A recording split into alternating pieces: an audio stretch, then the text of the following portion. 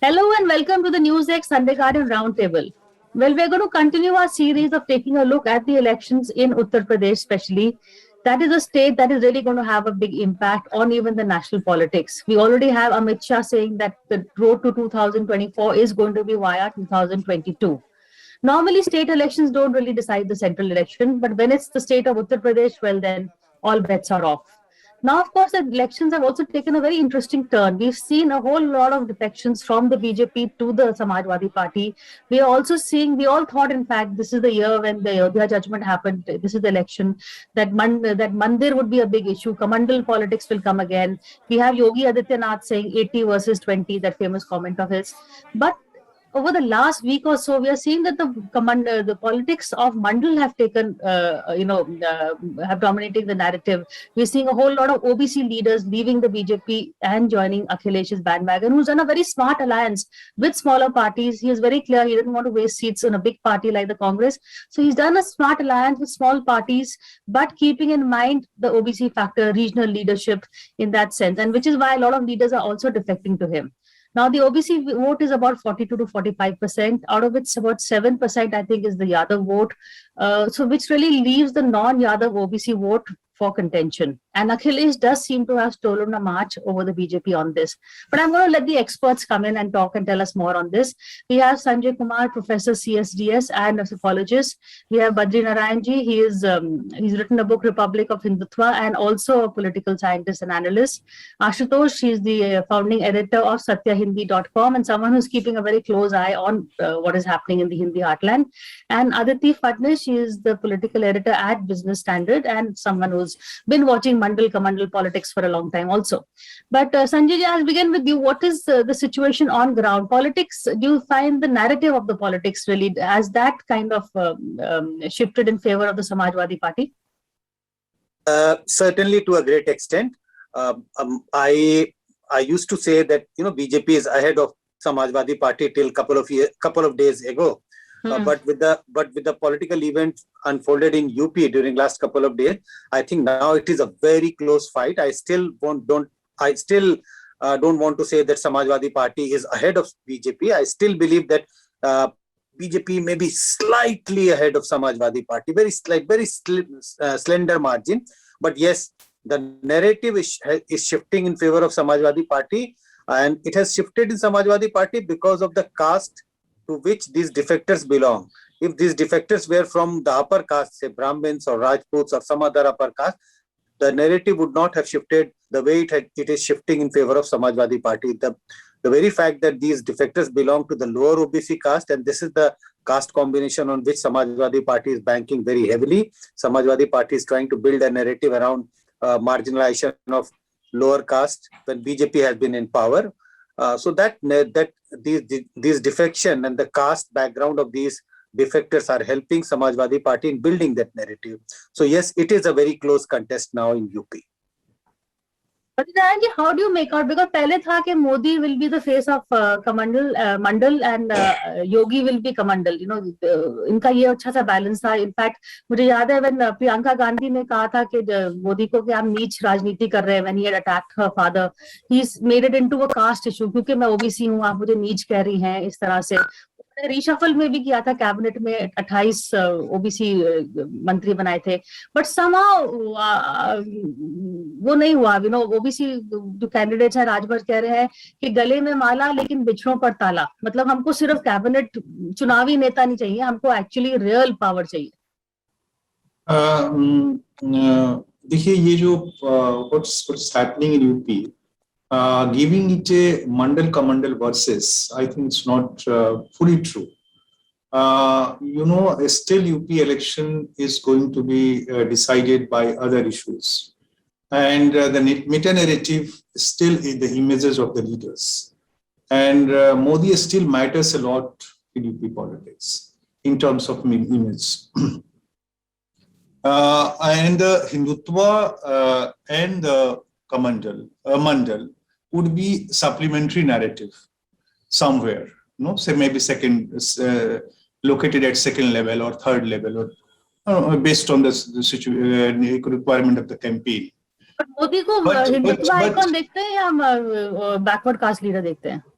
जी मोदी का इमेज में मोदी क्या हाँ, मैं वही जाता? कह रहा हूँ, मोदी का इमेज जो है एक the person who has done many things for a beneficiary community which comes from different caste, mostly poor from Dalit, OBCs. तो एक तो ये इमेज है, मोदी करता है, मोदी पर ट्रस्ट है, ट्रस्ट बेनिफिट बहुत है मोदी को।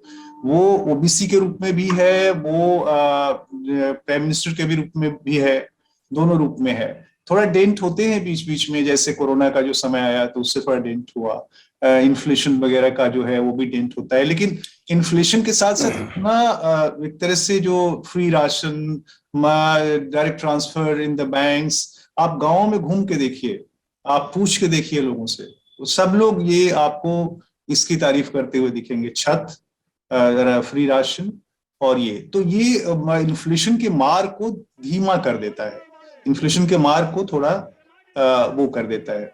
तो अब इट डिपेंड्स कि क्या इन्फ्लेशन को कितना बड़ा इशू, महंगाई को कितना बड़ा इशू समाजवादी पार्टी और opposition is going to make. सवाल है कि ये जो लीडर्स छोड़ के जा रहे हैं, इससे एक नैरेटिव तो बिल्डअप होती है, I am fully agree, but narrative ही पूरा इलेक्शन नहीं होता है। नैरेटिव एक परसेप्शन क्रिएट करता है अमॉन्ग सर्टेन जो सेक्शन है, specially those who our opinion makers, पढ़ा लिखा तबका, जो बड़ा जो कम्युनिटी है, जो रूरल बेस्ड कम्युनिटीज हैं, वो they decide their votes in different way. तो वहां पर still Modi and BJP has a edge. और इससे ये जो लीडर्स छोड़ के गए हैं, नैरेटिव तो एक बड़ी क्रिएट करने की कोशिश है, बट अगर आप देखें तो ये सारे लीडर्स अपने अपने एरिया के कुछ विधानसभाओं में इन्फ्लुएंस करने वाले लीडर्स हैं।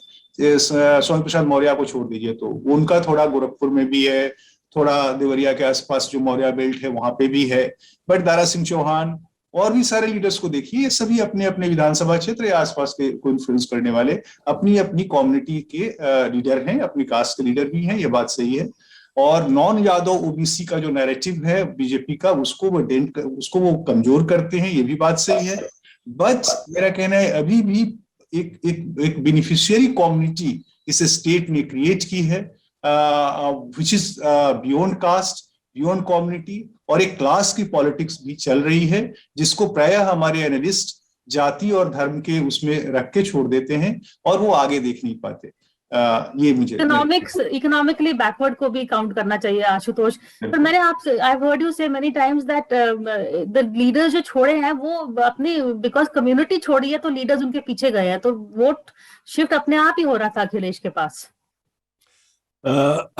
Priya, I think the three things which we have to understand. First of all, if there is a overarching Hindutva narrative, and that was the reason for the victory of Mr. Modi in 2014, 2017, 2019, then how come we today say that there is no Hindutva narrative?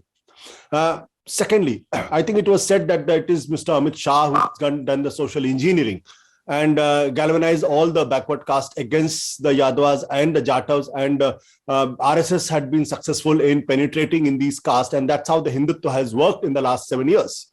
If that was the second narrative, then how come in 2022, when these the weaker caste, when they're leaving BJP, then we can say that it is the economic things which matters most. I think today, if we look at UP, I think UP is the crucible of the Hindutva, the real laboratory, because they had an overwhelming support in 2014, overwhelming support more than expectation in 2017, and again more than expectation in 2019. So UP is very, very important for the Bharatiya Janata Party. And what I perceive is that it's an interregnum between the overarching Hindutva narrative and the counter revolution by the Mandal politics 2.0.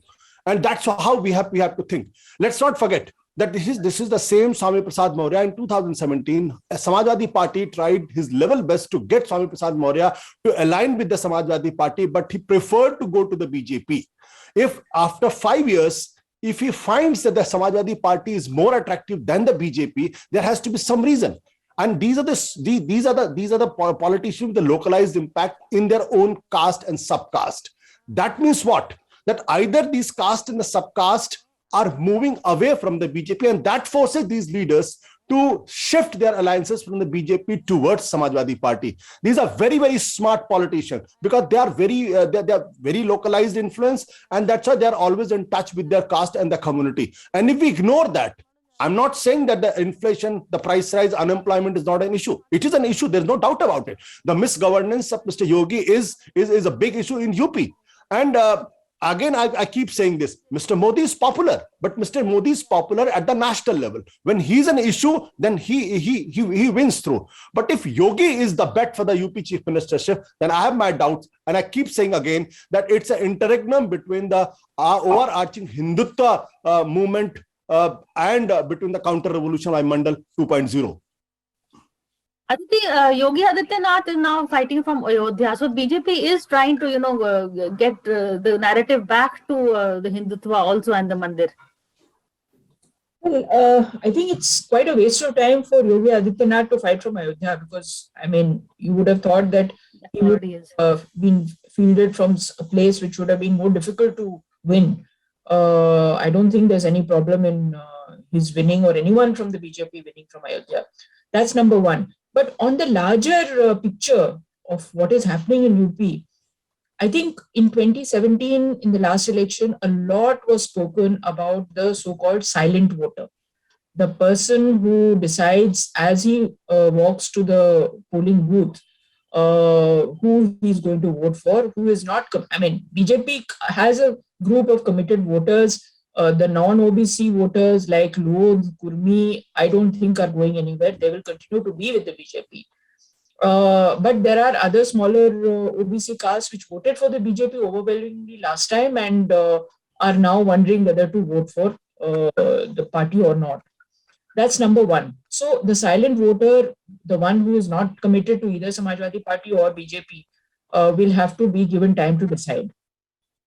Number two, there is among the silent voter a stated unarticulated ambition to show the BJP up or show any government up and demonstrate the power of its vote. So this, I think, is very important because in the last by-election, if you remember, it was around the time that petrol prices reached very, very high levels. And the by-election was lost by the BJP, which was kind of unexpected. I mean, the level of loss of BJP in the by-elections took everyone by surprise.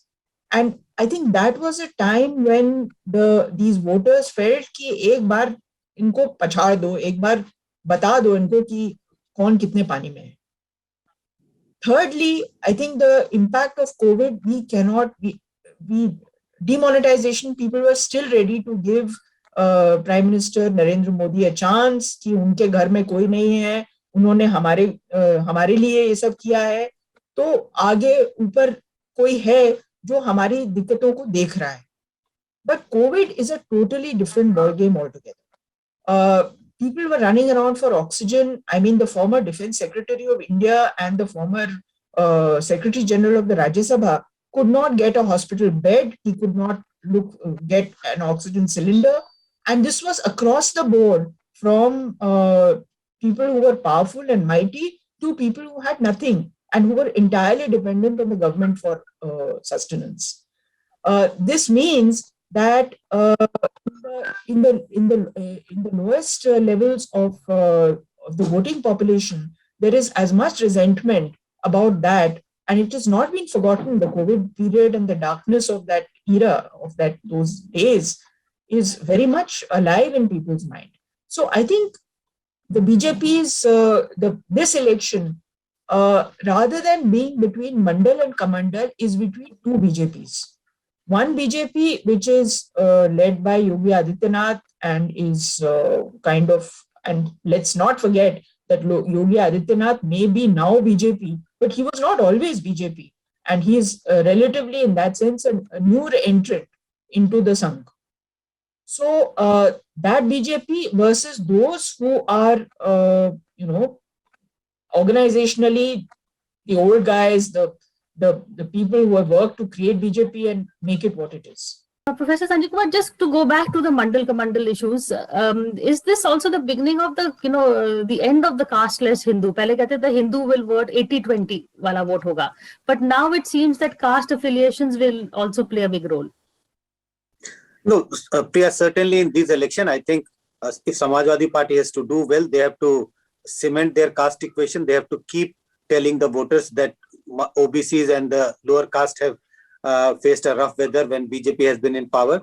So Samajwadi Party's success depends upon cementing their caste equation. So caste is going to play a very important role in these elections.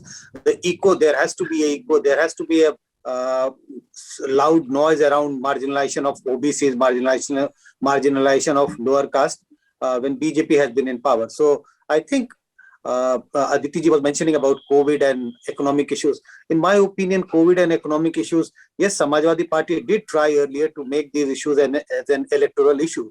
But I think Samajwadi Party failed in doing that, not because they didn't try. They did try to make these issues as an electoral issue. And I do agree that these are the real issues on which election should be contested. But unfortunately, these issues doesn't resonate with the voters of UP, at least in these elections, because both the two big blocks, the BJP is trying to build the narrative of Hindutva, echoing the sound of, say, Ayodhya, Kashi and Mathura. And in order to counter that, Samajwadi Party has no other way to rely on the caste equation. And that is why these issues of economic issues are getting relegated. So in my opinion, caste is going to play a very important role in 2022 assembly elections. Well, I met Akhilesh after the 2017 loss, and he kept saying, I kept talking development, they kept talking Samshan Ghat, Kabristan, vagera. Again, when I met him in September, he was saying that, the only way to win them elections, emotive issues are either religion or caste. And religion mein BJP has the upper hand. So he was focusing on caste. He was already working on these alliances. Way back in September, he told me, about Swami Prasad Maurya chhodne wale BJP ko, Rajbhar ke saath hone wale. They had a whole list and they had done the maths. Badrinaran ji saying that अगर हर cast से मुझे 0.5%, 1% vote मिल जाए तो the gap between BJP and Samajwadi Party is very easily bridged, and that is their strategy. If you are what you are quoting of the Akhilesh Yadav is right, it means it's not the Mandal Kamandal polarization. It's the polarization of the various castes. Making rainbow alliance of various social community, and that's the very tested politics of Uttar Pradesh or anywhere in the Hindi heartland. As much as social alliance you can create with the caste, you can assure your comfortability. BJP was ahead in that because of Hindutva, because of various things. And Samajwadi Party is working on the same line through, you can say, the Mandal narrative. I am still not fully agree with this whole very jaldi conceptualization, jaldibaji mein kiye gaye conceptualization se. मुझे अभी भी लगता है कि जो still UP politics का compulsion है even on Akhilesh to take support of various castes. वो कह रहे हैं ब्राह्मण का भी वोट चाहिए और एमबीसी का भी वोट चाहिए, इसका भी वोट चाहिए, उसका भी वोट चाहिए. तो it's not in that way Mandal और Kamandal polarisation.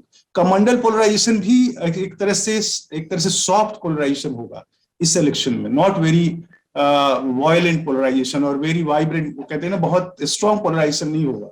Nature of polarization has been changed through proverbs, through phrases, through muhavras. एक तरह का एक सेंटिमेंट का उभार होगा. और इवन मंडल पोलराइजेशन भी अगर होता है तो वो भी बहुत सॉफ्ट पोलराइजेशन होगा, नॉट इन दैट वे, क्योंकि अदरवाइज फिर इलेक्शन ऐसे लेवल पर जहां जाएगा कि जो ये करेगा वो लूज भी करेगा साथ साथ. तो मुझे लगता है कि इस नुआंस को समझना होगा. We need to understand this complexity of the discourses which are being formed and evolving. We should not be hurried to conceptualize anything based on our habitual habits. That I would like to say. Are we reading it too simply? Just arithmetic doesn't really work on the ground as chemistry. You're asking me? Ashutosh, yes. Huh? Yeah. I think that the problem is that sometimes we, as I always say, that our analysis starts with the presumption that the BJP cannot be defeated because Hindutva is an overarching narrative and Modi is invincible. And that's how we commit a mistake. And that's how we fail to read the movement of the social forces and other economic indicators. See, in UP, what is happening, that there are the Mandal politics has also matured, and Hindutva politics is also at some on some bridge. If you look at the Mandal politics started in 1990. When it started, there was a meta narrative that everybody is who belongs to the OBC caste is part of the OBC caste, and that's how the Mulayam Singh Yadav and Lalu Prasad Yadav benefited by that. But over a period of time, even these smaller castes within the OBC within the Mandal politics, they also realize that they are taken for granted. If the process of democratization has started, so obviously every caste would like to have an equality, or the equal distribution of the power. And if only Yadavas are having all kinds of power, then obviously the other OBC castes will feel marginalized and would look for some other avenue so that they can be part of some power structure. And that's how they move towards the BJP. But within the BJP in 2014 onwards, if you look at in 2017, only 48.6% tickets were given to the upper caste.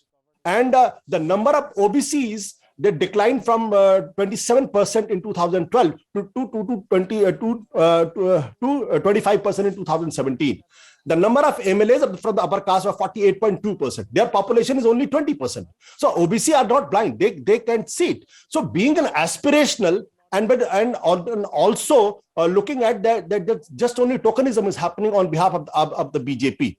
So what I am saying, and I am ready to stick my neck out, and I have been sticking my neck out for the last 3-4 months, and I've been saying that the BJP is in deep trouble.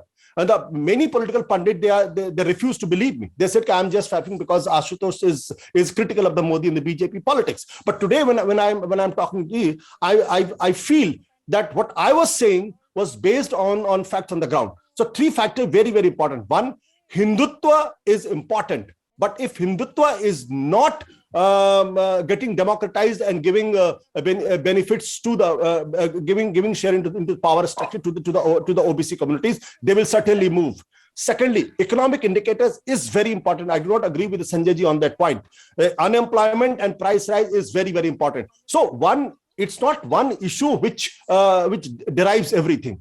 It's a accumulation of many issues, like COVID mismanagement has robbed the sheen from the Modi and the BJP both. That you came on the context of governance, but where you were when we needed you. So obviously it's a accumulation of many things. I still want to say that it's an interregnum between the overwhelming Hindutva politics and counter revolution by of the Mandal politics 2.0. Aditi, your take on this, and also where do you see the election going? Do you think the BJP still has the edge? Did the BJP make a mistake in announcing Yogi Adityanath? Because only after that we saw the exodus really, take more momentum. So I just want to be the devil's advocate and argue that BJP has, forget ideology, forget Hindutva, forget Kamandal, forget all that. BJP has the one instrument or one weapon that no other party has, and that weapon is the Labharti. And there I agree with Badriji that the huge army of people, you can't imagine how the BJP machine has galvanized the Labharti, those who have benefited from the government sponsored schemes, and have turned them effectively into people who have not particularly deep faith in Hindutva or caste or anything, but are totally committed to the identity of the BJP as a person, as a party, as an organization that takes care of those who are in trouble. So the Labharti is a very important kind of volunteer for the BJP, which no other party has. That's number one.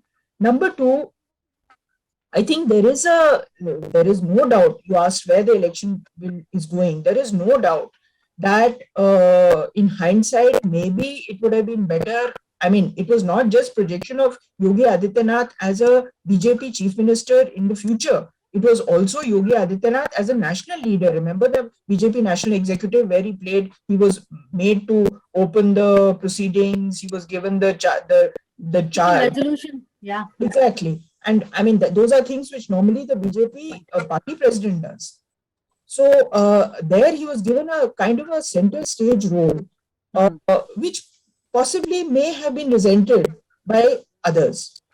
Again, I come back to the idea that Yogi Adityanath is, in that sense, not a newbie to the idea of Hindutva or Hindu, but is a newbie in the BJP organization.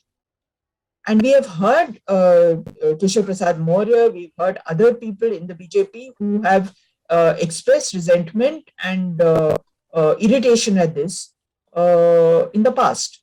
So now, will all that come bubbling up? How much has Keshav Prasad Maurya done actually to keep Swami Prasad Maurya back?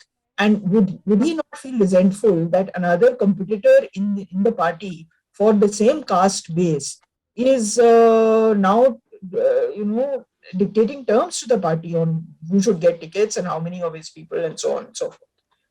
And also, I think BJP has made too much of this. अपने संबंधियों के लिए vote मांग रहे थे, अपनी सीटें मांग रहे थे, वगैरह वगैरह.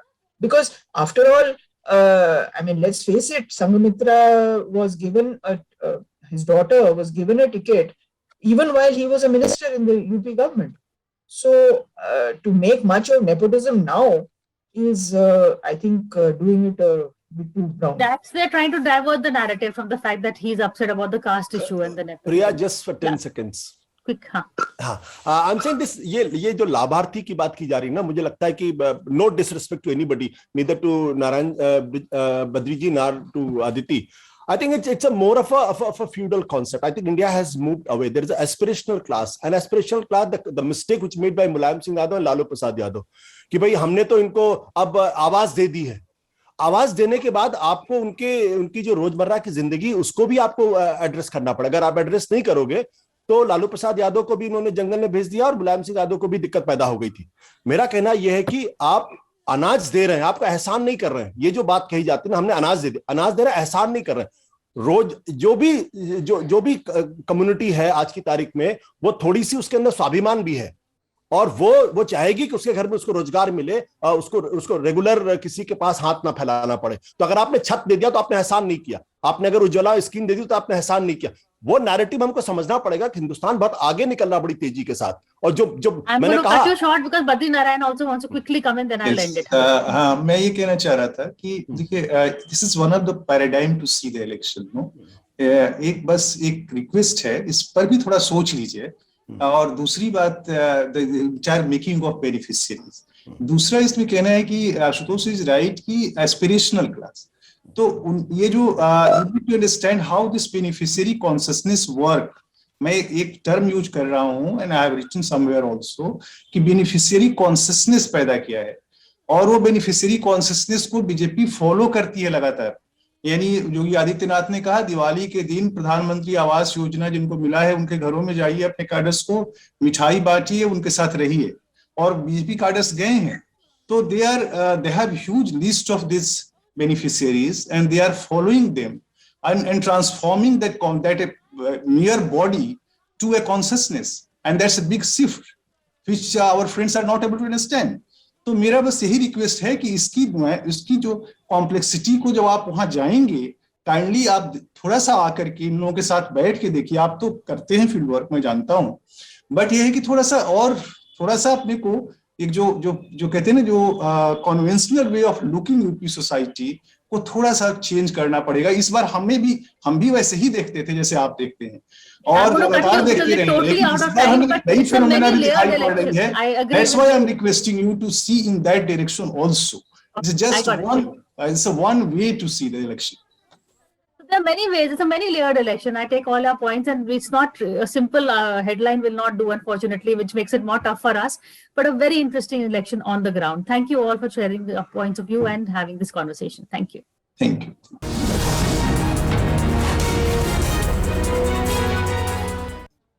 For more such videos, subscribe to the NewsX YouTube channel, hit the bell icon.